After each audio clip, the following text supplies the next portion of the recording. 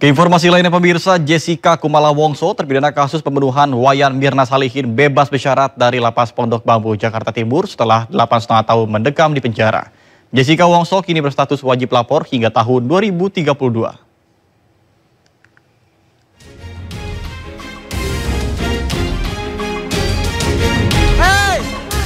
Jessica Kumala Wongso terpidana kasus pembunuhan kopi sianida terhadap Wayan Mirna Salihin dibebaskan dari Lapas Pondok Bambu, Jakarta Timur setelah mendekam di balik jeruji besi selama 8,5 tahun. Jessica dinyatakan bebas bersyarat usai mendapat remisi 58 bulan 30 hari. Setelah dokumen pembebasan bersyarat dinyatakan lengkap, Jessica akan melaksanakan wajib lapor dan proses pembinaan integrasi pembimbingan di Balai Pemasyarakatan hingga bebas murni pada tahun 2032 mendatang. Barusan tahap akhir sudah selesai setelah dari lapas, kemudian ke Kejari, kemudian di Papas. Jessica sudah diserah terimakan tadi, sudah ada dokumennya diserahkan di sini.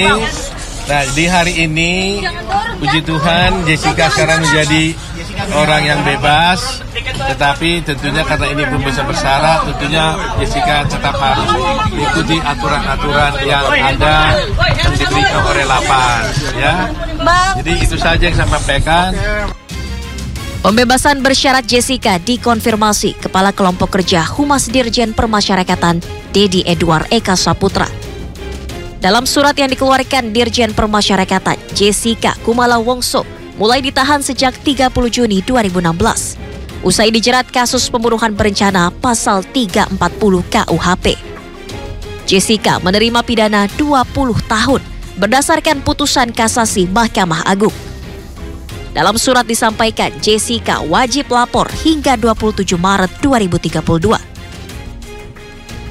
Selama menjalani pidana, Jessica berperilaku baik dan mendapat remisi sebanyak 59 bulan atau hampir 5 tahun. Tim Liputan iNews melaporkan. Meskipun telah bebas bersyarat, terpidana kasus kopi sianida Jessica Wongso tetap mengajukan peninjauan kembali. Hal ini terkait dengan pihak Kejaksaan Agung menyampaikan pengajuan PK merupakan hak Jessica sebagai terpidana.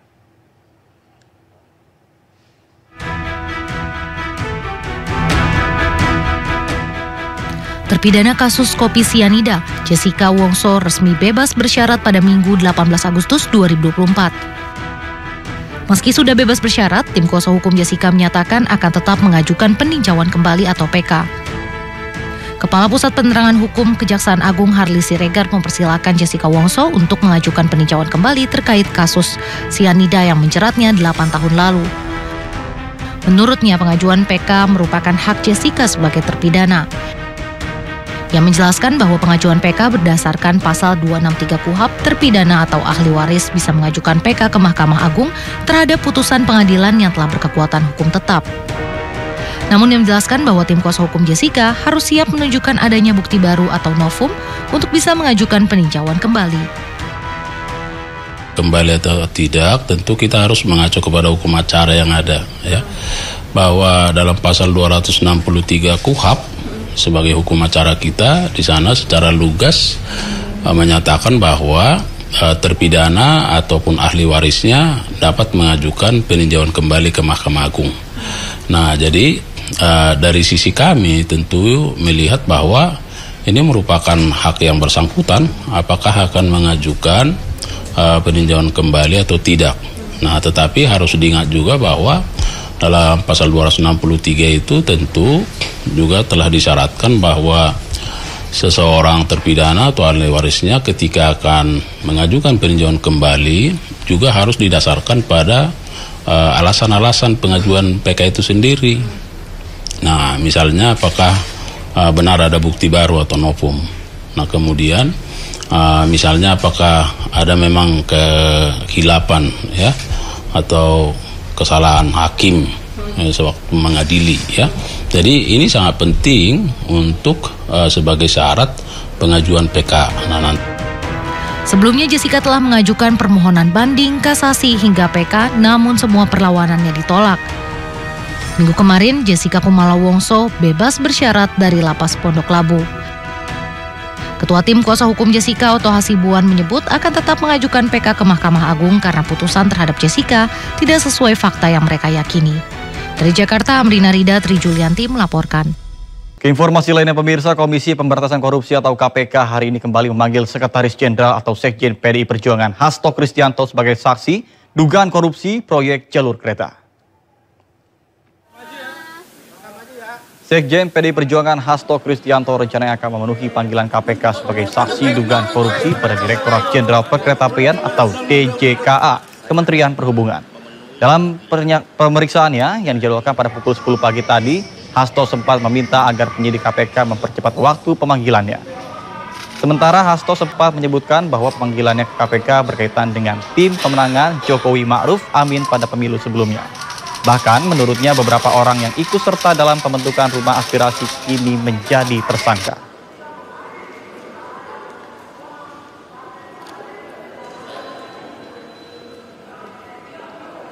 Inilah tempat klarifikasi yang terbaik.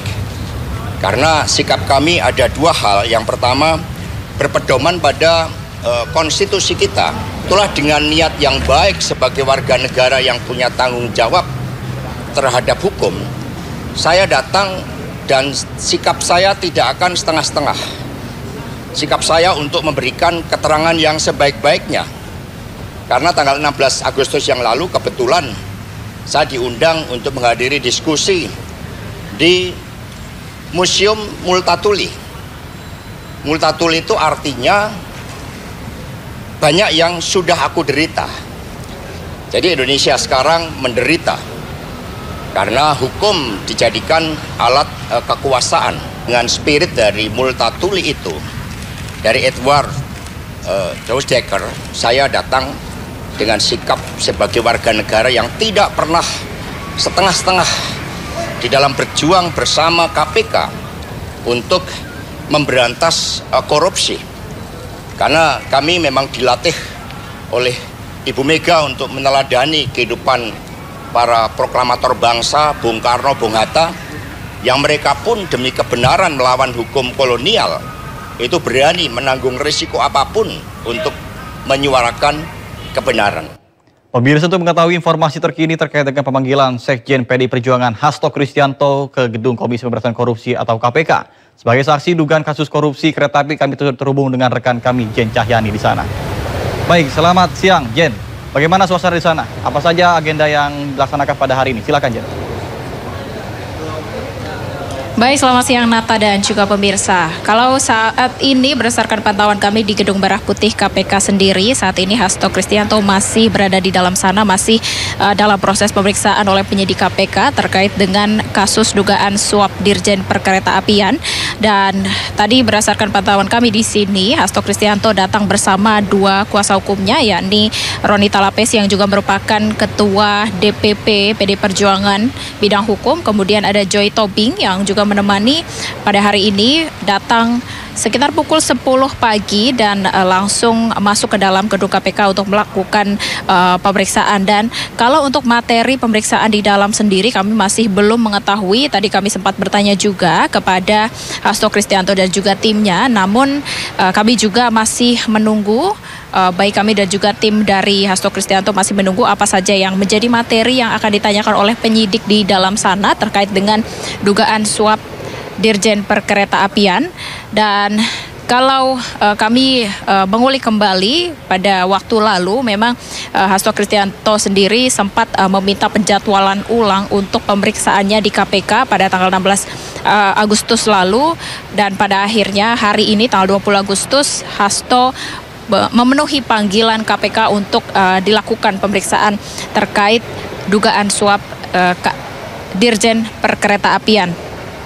Dan sampai saat ini kami juga masih mencari tahu ya apa saja materi yang menjadi pemeriksaan ya pada hari ini, karena diketahui Hasto Kristianto juga beberapa waktu yang lalu sempat dipanggil oleh KPK terkait dengan kasus Harun Masiku. Namun kalau untuk hari ini sendiri Hasto Kristianto sebagai saksi untuk kasus suap Dirjen Perkeretaapian, di mana kasus ini ada kaitannya dengan pada saat Pilpres 2019 lalu, Hasto Kristianto sebagai sekretaris tim pemenangan Jokowi dan Ma'ruf Amin, dan diduga ada aliran dana yang masuk kepada tim pemenangan Jokowi Ma'ruf Amin yang merupakan hasil dari suap di kalangan Dirjen Perkeretaapian Dishub, Kemenhub maksud kami. Dan sampai saat ini kami juga masih mencari tahu baik kepada Hasto Kristianto maupun dari timnya juga apa saja yang menjadi materi-materi, karena memang pemeriksaan Hasto ini bukan yang pertama kalinya untuk terkait dugaan suap Dirjen Perkeretaapian.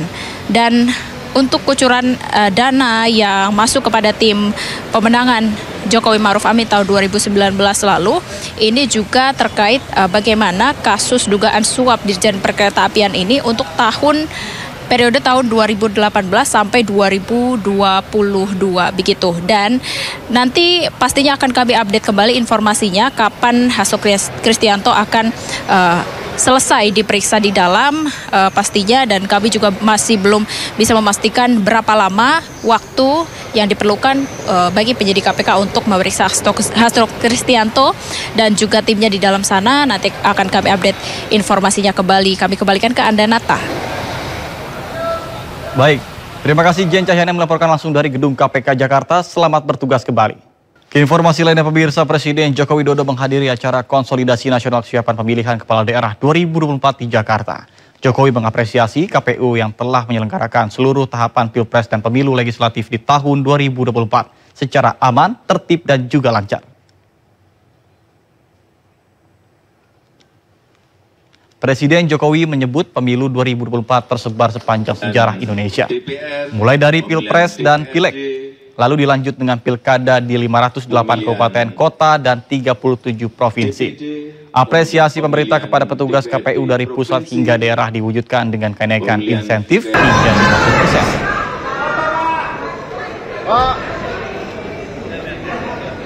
Kami laporkan bahwa rapat konsolidasi nasional dalam rangka kesiapan pilkada 2024 ini diselenggarakan dalam rangka memberikan pemahaman yang sama terhadap ketentuan dan yang harus dipedomani untuk menindaklanjuti isu-isu strategis, mendapatkan masukan dan juga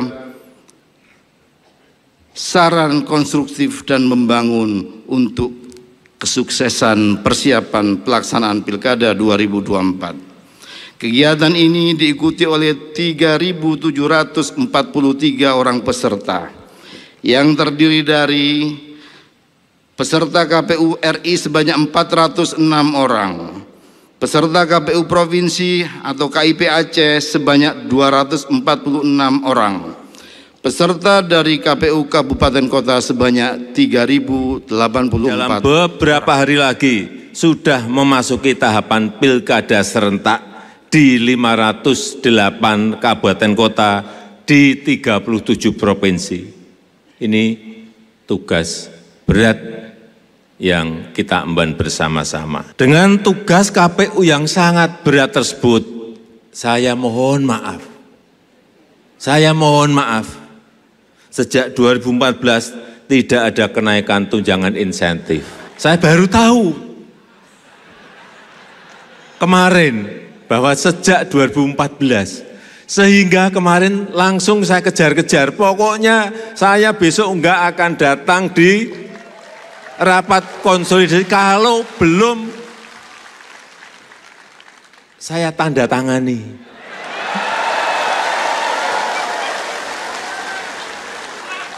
Alhamdulillah kemarin sudah saya tanda tangani.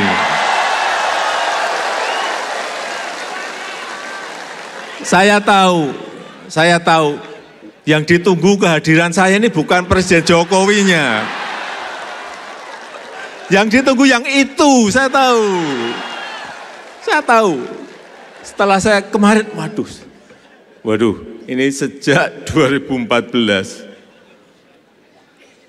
Dan formula kenaikannya sederhana.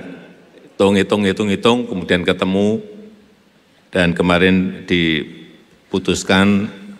Pemirsa, Partai Golkar menggelar rapat pimpinan nasional serta musyawarah nasional di kawasan Senayan, Jakarta.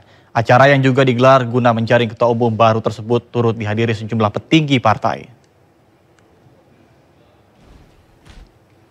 Rapimnas dan Munas Partai Golkar tidak hanya dihadiri jajaran partai.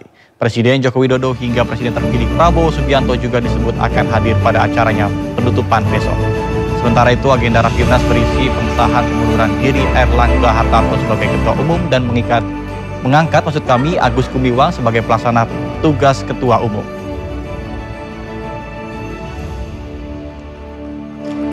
Berikan tepuk tangan yang meriah sekali lagi dan kami ucapkan agenda dan tata tertib dari Rapimnas itu sendiri. Kemudian yang kedua diputuskan berkaitan dengan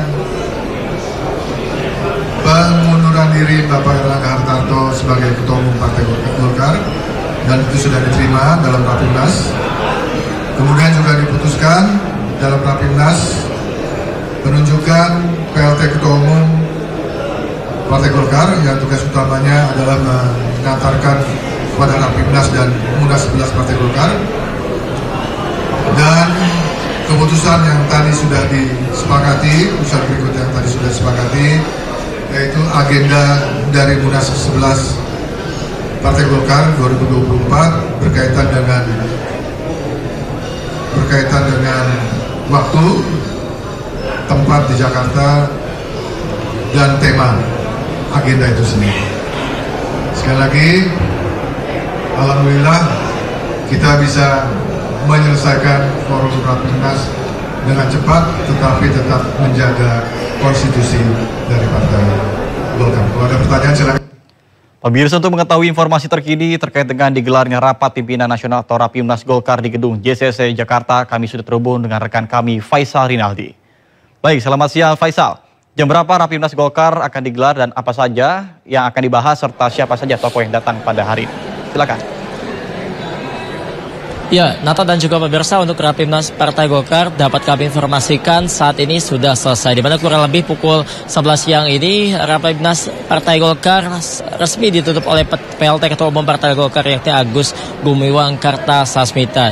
Di mana untuk Rapimnas ini memang digelar sejak pukul 8 pagi tadi dan ada sejumlah agenda pokok yang menjadi pembahasan. Ada 3 agenda utama yang dibahas dalam Rapimnas tadi. Untuk yang pertama adalah penetapan mundurnya Erlangga Hartarto sebagai Ketua Umum Partai Golkar. Untuk yang kedua adalah penetapan Agus Gumiwang Kartasasmita sebagai PLT Ketua Umum Partai Golkar. Yang ketiga adalah penetapan jadwal Musyawarah Nasional atau Munas ke-11 Partai Golkar.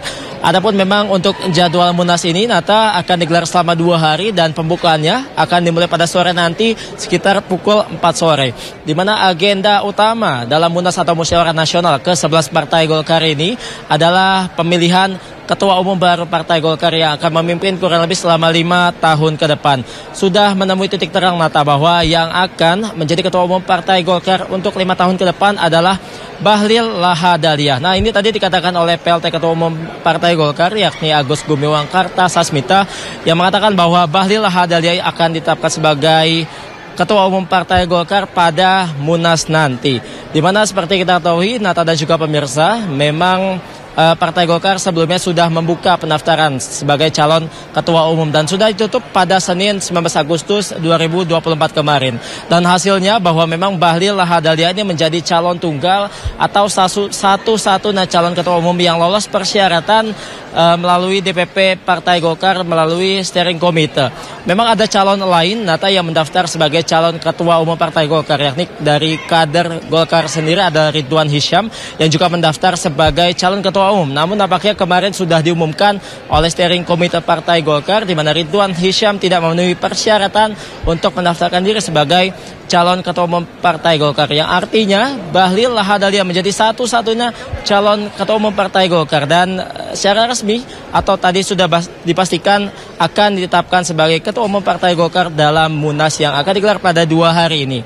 Kemudian dapat kami informasikan pula, Nata dan juga pemirsa, memang menjadi pertanyaan, apakah Bahlil Lahadalia memang betul sesuai dengan persyaratan ADART Partai Golkar? Karena kan memang dalam ADART Partai Golkar ini untuk menjadi seseorang atau menjadi calon ketua umum ini minimal harus 5 tahun sebagai pengurus di Partai Golkar. Nah, ini yang menjadi pertanyaan, apakah memang betul Bahlil Lahadalia ini sudah 5 tahun menjabat atau menjabat sebagai pengurus partai. Nah, ini yang nantinya kita nantikan dalam musyawarah nasional atau Munas yang akan digelar pada sore nanti. Kemudian dapat kami informasikan pula, Nata dan juga pemirsa, yang menjadi pertanyaan pula bahwa apakah betul ADART Partai Golkar ini akan diubah dalam Munas nanti. Nah, itu yang juga menjadi pertanyaan kita semua. Namun tadi sudah ditegaskan oleh Agus Gumiwang bahwa memang pembahasan ADART dalam Munas nanti tidak ada kaitannya dengan calon ketua umum baru. Dan juga Agus tadi juga menegaskan bahwa pencalonan Bahlil Lahadalia ini sudah sesuai dengan ADART Partai Golkar dan juga sudah sesuai dengan verifikasi Partai Golkar melalui steering committee. Nah, ini yang kita nantikan, Nata dan juga pemirsa, musyawarah nasional Partai Golkar yang akan dibuka pada pukul 4 sore nanti. Dan kabarnya, Nata dan juga pemirsa, dalam acara puncak Munas ini atau dalam penutupan Munas atau musyawarah nasional ke-11 Partai Golkar ini akan hadir secara langsung Presiden Joko Widodo pada besok malam pukul 7 malam. Kita nantikan agenda Munas ini. Nata, kembali ke Anda. Baik, terima kasih Faisal Rinaldi atas laporan Anda. Selamat bertugas kembali dan salam sehat. Pemirsa, Bahlil Lahadalia menjadi calon tunggal baca ketum Golkar yang akan diputuskan pada Munas Golkar mendatang. Keputusan tersebut disampaikan Ketua Panitia Pengarah Rapimnas dan Munas Golkar, Adis Kadir, usai menyatakan Ridwan Hisyam tidak lolos sebagai baca ketum.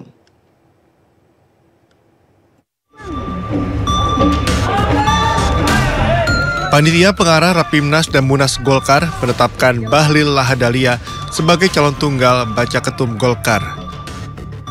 Keputusan ini diumumkan usai dilakukan verifikasi pada 2 pendaftar, yakni Ridwan Hisyam dan Bahlil Lahadalia.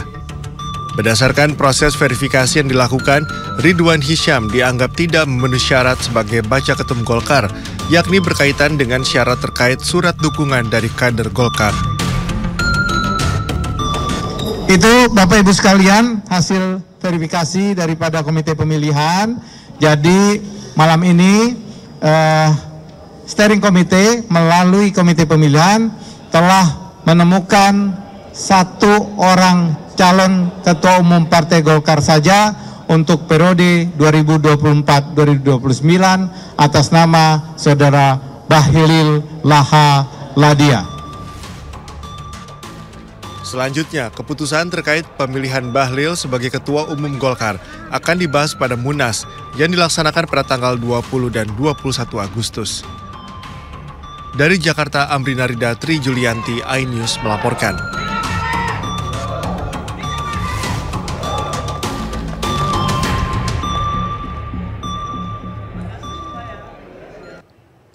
Bahlil Lahadalia, politikus Golkar, Menteri SDM.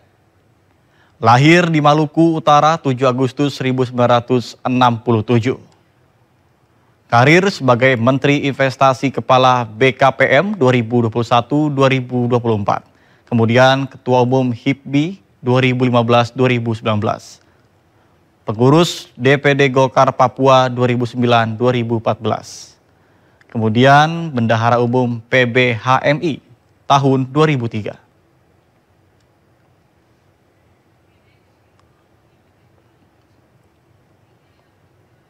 Dua 12 partai politik mendeklarasikan pasangan Ridwan Kamil dan Suswono untuk maju sebagai pasangan bakal calon gubernur dan bakal calon wakil gubernur Jakarta. Koalisi Indonesia Maju dan sejumlah partai politik lainnya yang tergabung dalam Kim Plus resmi mengusung Ridwan Kamil dan Suswono maju di pemilihan gubernur Jakarta tahun 2024. Para petinggi parpol pengusung maupun pendukung hadir dalam deklarasi, diantaranya yakni Partai Golkar, Gerindra, PAN, Demokrat, PKS, Nasdem, PKB, P3, Perindo, PSI, Gelora, dan Partai Garuda. Mereka juga menandatangani piagam dukungannya. Kemudian RK Suswono akan mendaftar ke KPU Jakarta. Masa pendaftaran pun dibuka dari tanggal 27 hingga 29 Agustus tahun 2024.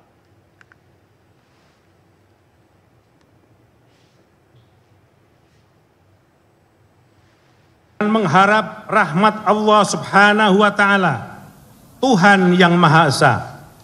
Pada hari ini, Senin 9 Agustus 2024, kami, partai politik yang tergabung dalam koalisi Jakarta Baru untuk Jakarta Maju, menyatakan mengusung Haji Muhammad Ridwan Kamil, STMUD, sebagai calon gubernur dan Dr. Insinyur Haji Suswono MMA sebagai calon wakil gubernur pada pemilihan kepala daerah khusus Jakarta tahun 2024, serta siap memenangkan pasangan Ridwan Kamil Suswono menjadi gubernur dan wakil gubernur daerah khusus Jakarta periode 2024-2029. Demikian surat dukungan ini kami buat.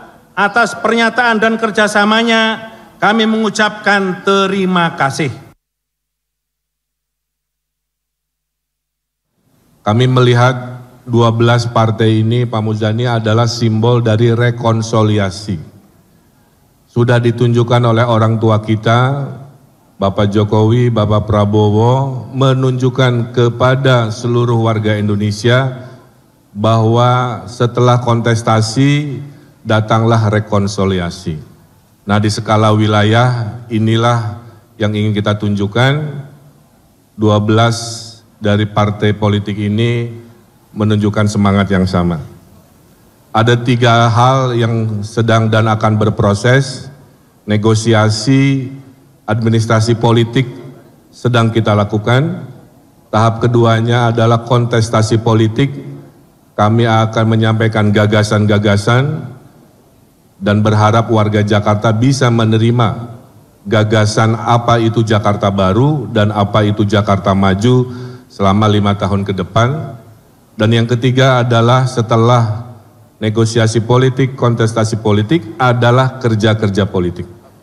Kami akan bekerja keras, bekerja ikhlas, bekerja tuntas, bekerja berkualitas untuk mewujudkan apa tadi yang sudah disampaikan. Saya juga secara akal sehat mengatakan semua gubernur-gubernur terdahulu sudah melakukan kerja-kerja yang baik. Kami berkomitmen melanjutkan prestasi hal baik yang sudah dilakukan oleh Pak Heru sebagai PJ, oleh Pak Anies sebagai gubernur terdahulu, oleh Pak Jarod, Pak Ahok, Pak Jokowi, semua punya jejak prestasi kebaikan. Ridwan Kamil dan Suswono resmi deklarasi maju Pilkada Jakarta tahun 2024. Pasangan RK dan Suswono pun akan menjadi lawan berat bagi kontestan lain termasuk Anies Baswedan yang kehilangan modal politik.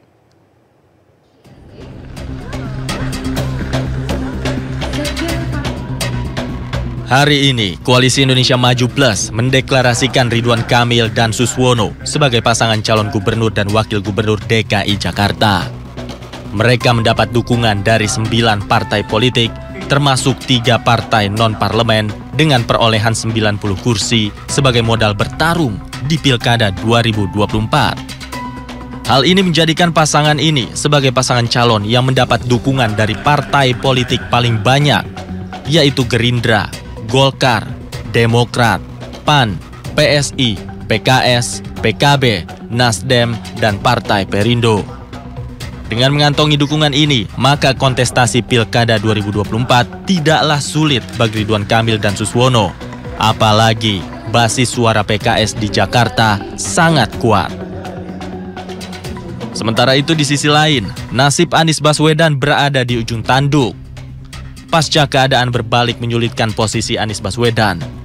Betapa tidak, Partai Nasdem dan PKS yang semula mendukung Anies untuk maju di Pilkada, putar haluan mendukung Ridwan Kamil dan Suswono. Anies Baswedan harus putar otak dan mempertimbangkan merapat ke PDI Perjuangan untuk melawan Ridwan Kamil Suswono di Pilkada Jakarta. Belakangan, isu majunya duet Anies Baswedan Rano Karno mulai terdengar. Meski belum memastikan calonnya, namun PDI Perjuangan membuka peluang duet Anies dan Sidul. Jika dukungan PDI Perjuangan pada Anies menjadi kenyataan, nasib Anies di Pilgub Jakarta berada di ujung tanduk. Pasalnya, hingga kini PDI Perjuangan hanya memiliki 15 kursi, sementara batas minimal untuk mengajukan calon sendiri adalah 22 kursi. Dari Jakarta, Tim Liputan iNews melaporkan.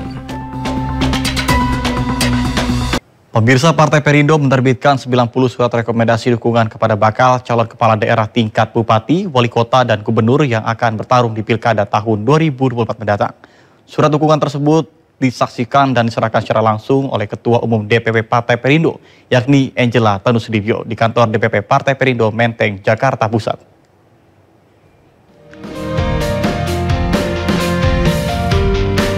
Ketua Umum Partai Perindo Angela Tanusudibyo menyerahkan surat rekomendasi kepada 90 bakal calon kepala daerah yang akan berlaga di Pilkada serentak 2024. Penyerahan surat rekomendasi dukungan atau B1 KWK merupakan tahap akhir dukungan kepada calon kepala daerah yang memiliki kesamaan visi misi dengan Partai Perindo. Harapannya tentunya dengan janji-janji yang sudah disampaikan kepada publik untuk ditepati, ya kan? Dan saya sangat berharap Indonesia maju, karena Indonesia maju ini berawal dari kemajuan semua wilayah di Indonesia. Partai Perindo optimis para calon kepala daerah yang memiliki kapasitas dan kredibilitas ini mampu bekerja mengayomi dan meningkatkan kesejahteraan rakyat di wilayahnya masing-masing. Dari Jakarta, Irfan Hardiansyah dan di Bernadi, Irian Syah Wahyudi, iNews melaporkan. Terima kasih Anda masih bersama kami di Sindo Siang. Pemirsa, Supratman Andi Aktas ditunjuk sebagai Menteri Hukum dan HAM menggantikan Yasona Lauli. Supratman membantah bahwa penunjukan dirinya bernuansa politis. Presiden Joko Widodo kembali melakukan reshuffle atau perombakan kabinet di lingkungan Koalisi Indonesia Maju. Dalam pelantikan yang berlangsung di Istana kemarin, sejumlah menteri, wakil menteri, hingga kepala badan turut di reshuffle. Yasona Lauli digantikan oleh politikus Partai Gerindra Supratman Andi Aktas sebagai Menteri Hukum dan HAM di masa pemerintahan Joko Widodo yang akan berakhir dalam 2 bulan lagi. Supratman mengatakan penunjukan dirinya merupakan hak prerogatif Presiden dan dirinya akan melaksanakan tugas dengan baik karena telah diberikan kepercayaan oleh Presiden Jokowi. Supratman yang ditunjuk sebagai Menkumham menepis anggapan bahwa pergantian ini bernuansa politis. Sebagaimana diketahui, Yasona Lauli merupakan politikus dari PDIP. Santer terdengar, PDIP dan Joko Widodo telah berbeda jalan dan konflik ini semakin meruncing setelah Pilpres 2024. Saya berteman baik dengan Pak Yasona dan semalam kami juga kontak dan saya sampaikan bahwa tentu tidak mungkin seketika semua kita rubah dan lain sebagainya. Intinya adalah semua program-program yang baik yang telah dilakukan oleh menteri sebelumnya menjadi kewajiban kami untuk menyempurnakan itu. Nggak ada masalah kalau soal itu kan kewenangan hak prerogatif Presiden ya. Jadi nggak ada sama sekali dikotomi antara partai pemerintah atau yang lain. Yang jelas Presiden memberi kepercayaan, tugas saya untuk melaksanakan tugas itu. Supratman Andi Aktas tercatat memiliki harta kekayaan 18,4 miliar rupiah berdasarkan laporan harta kekayaan penyelenggara negara atau LHKPN yang dilaporkan ke KPK. Rincian hartanya meliputi 11 aset berupa tanah dan bangunan di Palu, Jakarta Utara, Bogor, dan Kota Toli-Toli yang nilainya mencapai 8,3 miliar rupiah. Kemudian Andi juga tercatat memiliki kendaraan yaitu Toyota Alphard dan juga Toyota Innova Venturer yang nilainya mencapai 532 juta rupiah. Harta Andi lainnya berupa surat berharga 5,8 miliar rupiah, kas dan setara kas 5,5 miliar rupiah, sedangkan hutang yang ia miliki tercatat sebesar 1,8 miliar rupiah. Sementara itu, mantan Menkumham Yasona Lauli di akhir masa jabatannya mengucapkan terima kasih kepada Presiden Republik Indonesia Joko Widodo dan juga Ketua Umum Partai PDI Perjuangan Megawati Soekarno Putri. Beliau menugaskan saya untuk kepada Pak Menteri, kepada Bapak Presiden merekomendasikan saya ulangi, merekomendasikan saya menjadi Menteri Hukum dan HAM sejak tahun 2014 dan Pak Presiden menerima. Untuk itu saya mengucapkan terima kasih kepercayaan diberikan oleh Ibu Megawati Soekarno Putri kepada saya dan tentunya juga kepada Presiden Joko Widodo yang telah memberikan kepercayaan kepada saya selama 10 tahun, hampir kurang 2 bulan. Yasona juga menyampaikan bahwa keyakinan dan kepercayaannya terhadap Supratman yang menjadi penggantinya dapat menjalankan tugas sebagai pemimpin yang baik. Dari Jakarta, tim liputan iNews melaporkan. Setelah dilantik Presiden Joko Widodo, Bahlil Lahadalia dan Rosan Ruslani menjalani proses serah terima jabatan di kantor Kementerian Investasi Jakarta. Kepada penggantinya, Bahlil mengingatkan tantangan besar yang akan dihadapi Kementerian Investasi. Sebelum menyerahkan jabatannya kepada Rosan Ruslani, Bahlil mengingatkan tantangan dalam Kementerian Investasi yang semakin kompleks. Pasalnya saat ini target pertumbuhan ekonomi Indonesia harus di atas 5% setelah mengalami defisit 3% pasca COVID-19.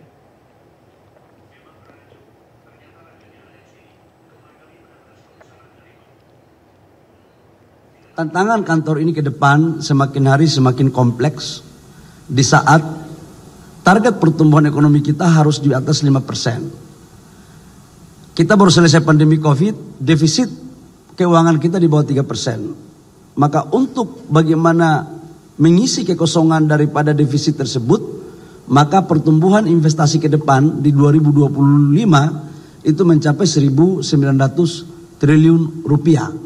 Jadi memang tantangannya semakin hari semakin besar.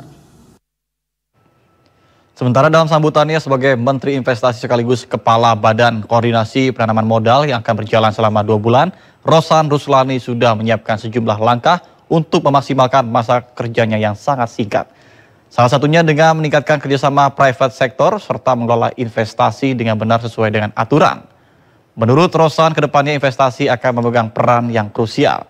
Tidak lupa mantan Ketua Kadin juga mengucapkan terima kasih kepada Bahlil yang telah membangun dan meletakkan dasar-dasar yang sangat baik dalam Kementerian Investasi.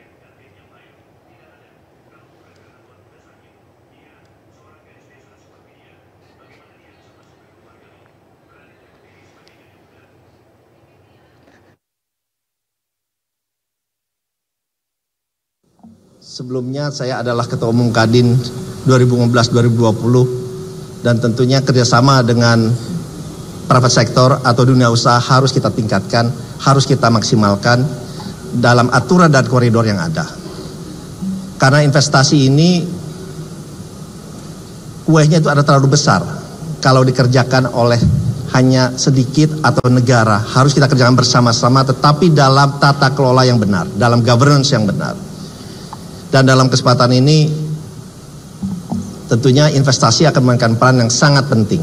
Kita ketahui pertumbuhan perekonomian Indonesia, ekonomi growth kita ini kontribusinya 30% lebih dari investasi. Sementara itu serah terima jabatan juga digelar di kantor BPOM RI pagi tadi. Taruna Ikrar resmi menjabat sebagai Kepala BPOM usai dilantik Presiden Joko Widodo kemarin di Istana Negara menggantikan pelaksanakan tugas Lucia Rizka Andalusia. Usai dilantik Presiden Joko Widodo di Istana Negara sebagai Kepala BPOM, Taruna Ikrar menjalani serah terima jabatan.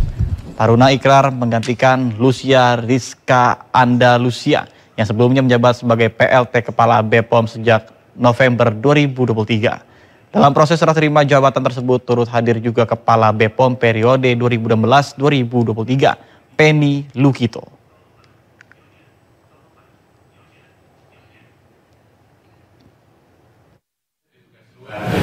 Sekarang dapat amanah kembali untuk kembali ke asal muasalnya. Jadi ini rumah saya.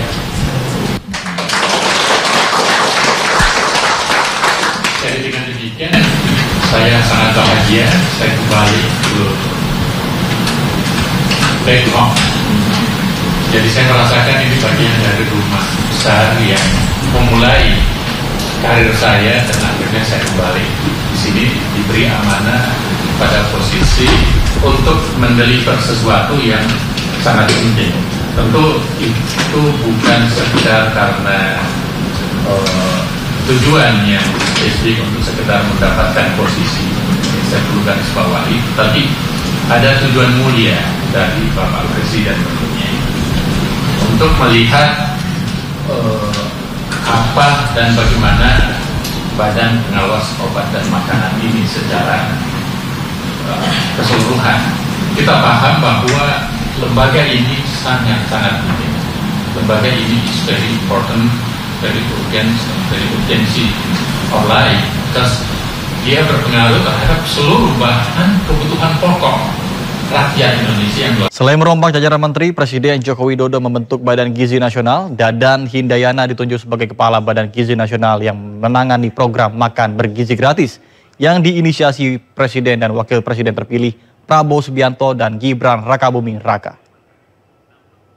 Sebelum saya mengambil sumpah berkenaan dengan pengangkatan saudara-saudara sebagai Kepala Kantor Komunikasi Kepresidenan, sebagai Kepala Badan Gizi Nasional, dan sebagai Kepala Badan Pengawas Obat dan Makanan. Terlebih dahulu saya akan bertanya kepada saudara-saudara, apakah saudara-saudara beragama Islam? Islam. Bersediakah saudara-saudara untuk diambil sumpah menurut agama Islam? Bersedia. Apabila demikian, harap mengikuti dan mengulangi kata-kata saya. Demi Allah saya bersumpah. Demi Allah saya bersumpah. Bahwa saya akan setia kepada Undang-Undang Dasar Negara Republik Indonesia tahun 1945. Dadan Hindayana resmi menjabat sebagai Kepala Badan Gizi Nasional di Jakarta, dilantik Presiden RI Joko Widodo. Badan baru yang belum memiliki kantor ini akan bertugas mempersiapkan pelaksanaan program Presiden dan Wakil Presiden terpilih Prabowo Subianto dan Gibran Rakabuming Raka untuk pelaksanaan makan bergizi gratis bagi masyarakat. Dadan Hindayana, akademisi dan guru besar di Institut Pertanian Bogor IPB yang mendalami entomologis hingga S3. Dadan dikenal sebagai ahli bidang serangga dan proteksi tanaman. Badan ini akan mengkoordinasikan, merumuskan, dan menetapkan kebijakan teknis, pemantauan, serta pemenuhan gizi nasional.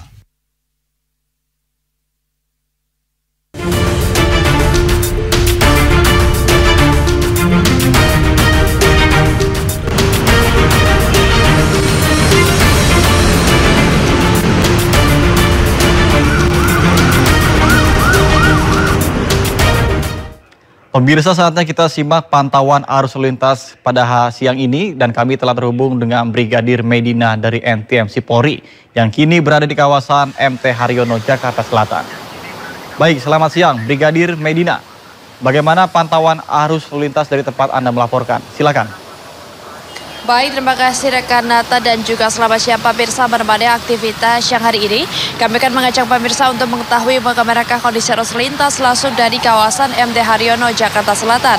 Dapat Anda bersama layar kaca Anda arus lalu lintas pada siang hari ini sudah mulai terjadi peningkatan volume kendaraan berkaitan dengan mendekati jam istirahat perkantoran dan juga aktivitas masyarakat pada siang hari ini.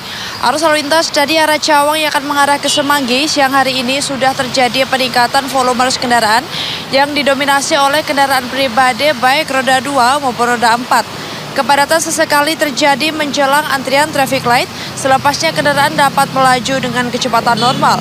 Kemudian arus lalu lintas dari arah Cawang yang akan mengarah ke Semanggi maupun sebaliknya melalui tol dalam kota saat ini dalam situasi ramai dan juga lancar, dan kecepatan kendaraan di kawasan ini dapat ditempuh berkisar 40 hingga 60 km per jam. Kami menghimbau kepada Anda para pengendara agar tetap menjaga batas kecepatan maksimal kendaraan Anda dan saling menghormati sesama pengguna jalan. Kemudian arus lalu lintas dari arah Pancoran yang akan mengarah ke Pasar Minggu pada siang hari ini dalam situasi ramai lancar. Begitupun dari arah sebaliknya saat ini dalam situasi lancar dan antrian kendaraan hanya menjelang traffic light saja, selepasnya kendaraan dapat melaju dengan kecepatan normal. Kemudian arus lalu lintas dari arah Slipi yang akan mengarah ke Semanggi pada siang hari ini sudah terlihat adanya perlambatan kecepatan kendaraan dan antrian kendaraan di belakang traffic light kurang lebih sepanjang 100 meter ke belakang, selepasnya dalam situasi lancar.